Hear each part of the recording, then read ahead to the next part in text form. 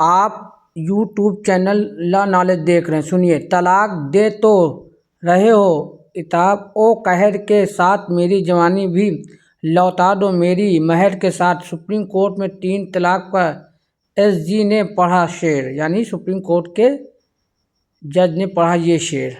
आप देखिए वीडियो को, पूरा वीडियो को स्किप न कीजिए, सुनिए आगे क्या है मामला।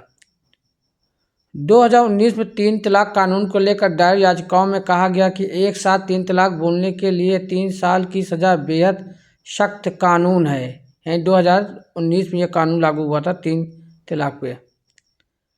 एक साथ 3 तलाक बोलने के अपराध घोषित करने वाले कानून को चुनौती के मामले में सुप्रीम कोर्ट ने सरकार से पूछा है कि ट्रिपल तलाक कानून के तहत कितने मुस्लिम पुरुषों के खिलाफ एफआईआर दर्ज हुई।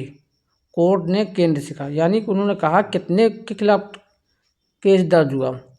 कहा कि Muslim women protection of right on marriage act 2019 के तहत कितनी एफआईआर और चार्जशीट फाइल की गई है, इसका ब्यौरा दे। अब इस मामले में अगली सुनवाई 26 मार्च को होगी। सुप्रीम कोर्ट ने कहा ब्यौरा दे। अब इस बारे में याचिकाएं 2019 से लंबित है। इनमें कहा गया कि सुप्रीम कोर्ट पहले ही एक साथ 3 तलाक को अमान्य करार दे चुका है। सरकार को इसके लिए सज़ा का कानून बनाने की कोई ज़रूरत नहीं थी।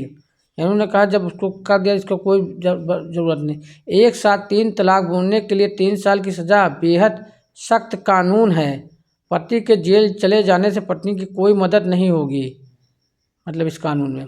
सुनवाई के दौरान केंद्र की ओर से सॉलिसिटर जनरल तुषार मेहता पेश हुए। उन्होंने शायर साजिद सजनी लखनवी का शेर पढ़ते हुए कहा कि तलाक दे तो रहे हो इलाब ओ कहर के साथ मेरी जवानी भी लौटा दो मेरी महर के साथ। आमतौर पर माना जाता है कि ये शेर पाकिस्तान की मशहूर शायर परवीन शाकिर का है, लेकिन रेख्ता पर मौजूद जानकारी के अनुसार यह शेर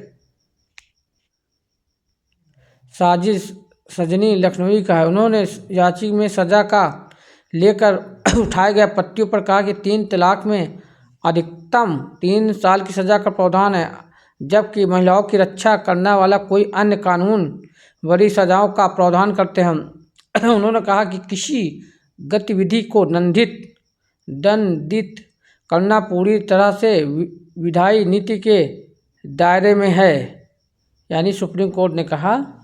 आप देखिए वीडियो में बने रहें और वीडियो में आगे क्या है बता रहे हैं आपको। याचिकाकर्ताओं की ओर से पेश वकील निजाम पाशा ने कहा कि सिर्फ 3 तलाक बोलने को अमान्य घोषित कर दिया गया है। एसजी मेहता ने इस पर कहा कि आईपीसी की धारा 506 कानून है, जिनमें कुछ शब्दों को लेकर सज़ा का प्रावधान है। इस दौरान सीजेआई संजीव खन्ना ने सरकार से सवाल किया कि अगर 3 तलाक कहने में भी पति पत्नी की रिश्ता टूटता नहीं और वे अलग क्यों नहीं होते, तो दंड क्यों नहीं लगाया जा गया है। उन्होंने कहा कि अगर इस तरह के तलाक को मान्यता नहीं है और पति पत्नी का रिश्ता बरकरार रहता है और सेपरेशन नहीं होता है, फिर आपसे सिर्फ तलाक बोलने पर दंड लगा दिया है। हमें पूरे देश में 3 तलाक कानून के तहत दर्ज एफआईआर की लिस्ट चाहिए। यानी संजीव खन्ना ने कहा मुझे जितने भी दर्ज हैं सारी की सारी लिस्ट चाहिए ट्रिपल तलाक के मैटर में मामला। आप देखिए वीडियो का आगे क्या है मामला।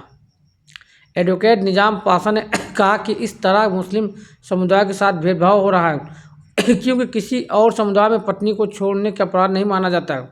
याचिकाकर्ताओं की ओर से पेश एक और वकील सीनियर एडवोकेट एमआर शमशाद ने कहा कि इस मामले को पहले से मौजूद घरेलू हिंसा कानून, यानी कि उन्होंने कहा और समुदाय में नहीं हो रहा लेकिन मुस्लिम समुदाय में एक वो सज़ा बरकरार है, घरेलू हिंसा कानून के तहत देखा जा सकता है और अलग से कानून बनाने की ज़रूरत नहीं थी। उन्होंने कहा, उन्होंने तर्क दिया कि शादीशुदा रिश्तों को में अगर पत्नी को मारा पीटा जाए तो महीनों तक एफआईआर दर्ज नहीं होती, लेकिन यहाँ सिर्फ तलाक बोलने पर मामला दर्ज हो रहे हैं। इस पर एसजी मेहता ने कहा कि किसी और समाज में ऐसी प्रथा नहीं है, यानी अपोजिट वकील ने कहा कि ऐसे समाज में कोई ऐसी प्रथा नहीं है कि जो ट्रिपल तलाक इसमें है।